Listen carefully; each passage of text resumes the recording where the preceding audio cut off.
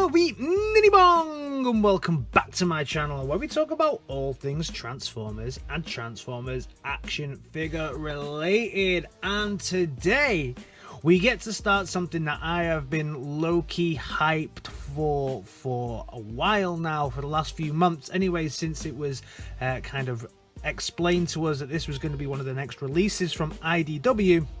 Today we're going to take a look at Transformers Escape, which is a new comic run. I think it's going to be about 4-5 issues, I think, coming from the guys over at IDW. Now this follows up from the revamp of Transformers in 2019, which went from Transformers to Rise of the Decepticons, and then in the next section it's going to actually be split into two. So it's going to be split into this, which is Escape, and War Worlds. Now I'm going to cover both of these on the channel. I've got War Worlds still coming. Escape covers basically what happens to the kind of other people who are in and around Cybertron now as the war commences on Cybertron. How do these people get out? How are we going to help them escape? And what happens to kind of the normal folk, if you like, while this massive war is raging? And I think War Worlds is going to concentrate and focus more in on the actual war itself. So we're going to see the war on Cybertron from two different aspects here. Really exciting times in the Transformers universe, and I'm going to try and cover both aspects on this channel. So let's just take a second to check out this artwork. Woohoo, what a beauty. Love this cover. Absolutely gorgeous. The 4 different arcs, which actually play a main part of the story here, and then they're leaving Cybertron because Cybertron is going cuckoo for Cocoa Puffs. On the back we also get a really nice kind of more line drawing-esque of just the one arc leaving with Cybertron here. Love this. On the back we get the War Worlds in review for that coming very soon, and then we also get the advert for Rise of the, well, not Rise of the Terminator, Transformers vs Terminator, the full graphic novel coming very soon as well for that. Then we get some more cover galleries. So we had a Shockwave cover gallery, we had this cover color here, we had this awesome Insecticons one. Look at that, loving the Insecticons in this story. Very cool. Really nice cover here as well. You're really spoilt for choice for covers for this one.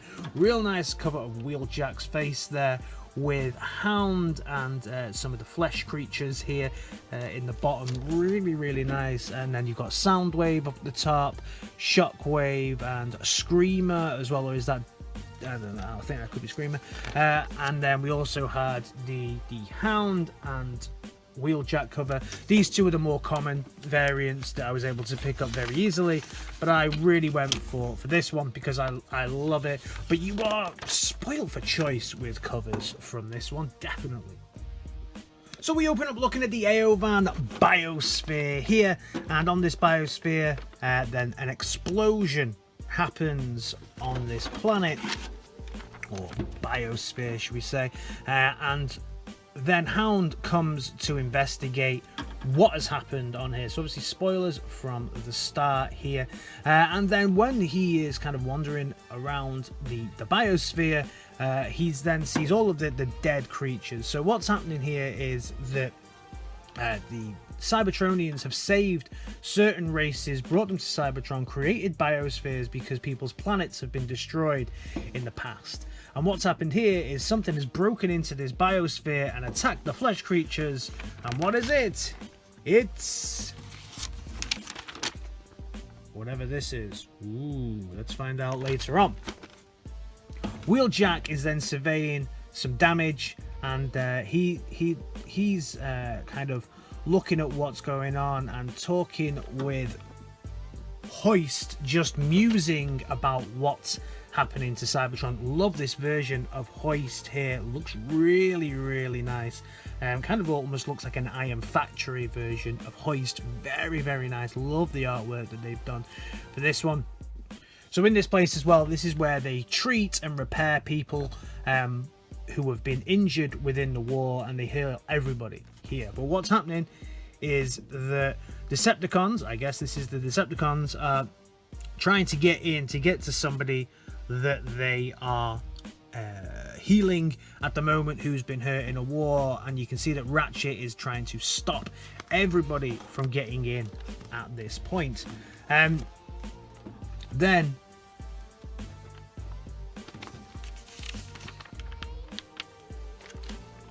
Hoist reminds them that actually they are a medical center, but they have a lot of stuff here that could just be turned on an instant to be used in a different way, which I think is pretty cool, because obviously medical instruments, scalpels and things like that could just get turned around and used on them in a different way to cut them into ribbons, and they decide to leave.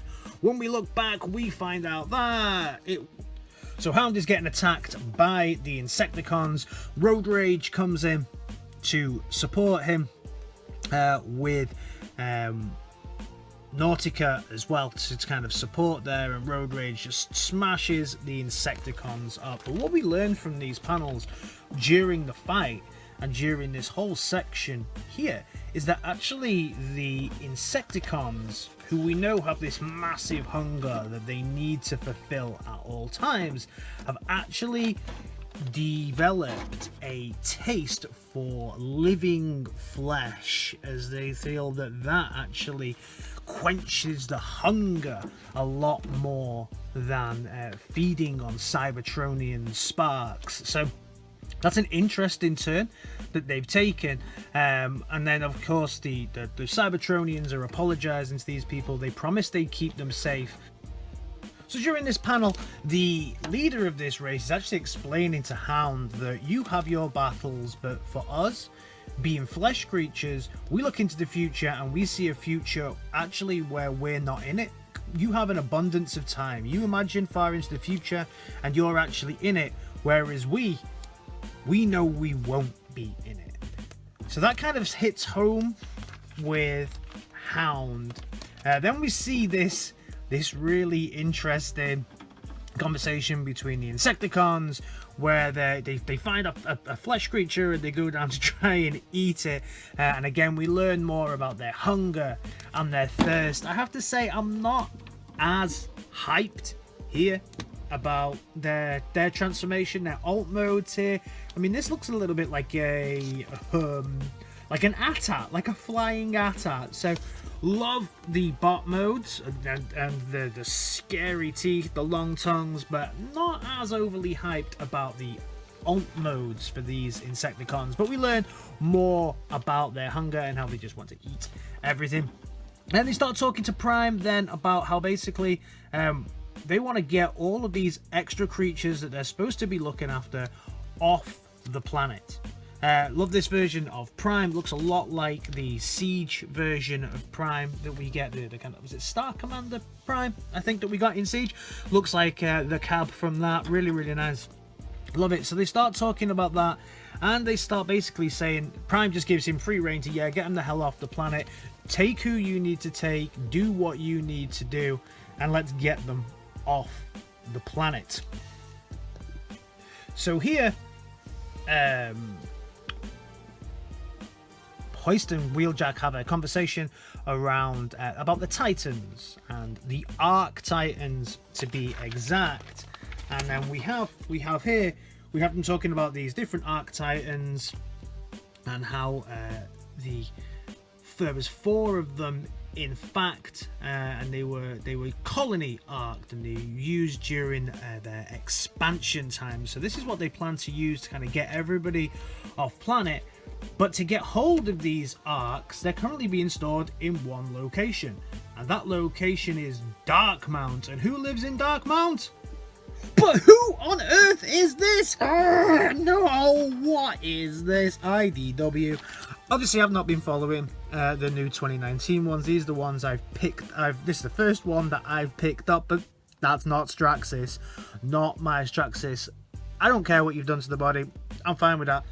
Where's his mask? He has to wear a mask. He must wear a mask, especially in these times. Where's Straxis' face gone? Oh, no. Low point in this for me. low point. I hope he puts a face mask on at some point, or they cover up his face. I can't understand why you've changed the classic design for Straxus and giving him a face. I don't get it. But they are with Straxus in Dark Mount, so it'll be nice to see him in there. Straxus is actually one of my one of my favourite characters in Transformers. So to see him kind of lose his face mask and everything, bit disappointing there. So the rest of the formers go back and they say to these creatures that they are going to actually help them get off the planet and ask them if they have any questions, and say that they really want to help them. And they ask what that alarm bell is, and they say, well, they had a protector, and the children, when they were attacked, the children went off to get the protector, and their protector saved them years ago and brought them to Cybertron originally, and said, if you ever need me again, then just ring my bell, beep, beep, beep, beep, beep, beep, beep, and I will come again. Of course, we find out that that is Diatlas, and Diatlas awakes again, and we are to be continued. So, fantastic start to this, really interesting. I need to try and learn more about the background. Obviously I'm coming in at this a little bit fresh. I'm hoping that the War World will is a double issue that is coming to me very soon. I'm hoping that kind of fills in a little bit of the background for me on this. But if you are looking for a way into the series, which I still think this is a great entry into the series. Talks about a few things like the rise and stuff like this that I need to find out what they are, but overall really enjoyable, really accessible. I can't wait to see what happens in the future, especially with these arc titans. And it's very interesting that the transforming arc is now becoming something that's a little bit more ingrained into the Transformers culture. So guys, let me know what you think of this and everything else down in the comments. Have you picked this one up? Are you looking for an entry into the new Transformers 2019 comic books just like I was? What are you thinking of the 2019 comic books? And I'll see you in my next video. Alright guys, in a bit. Peace!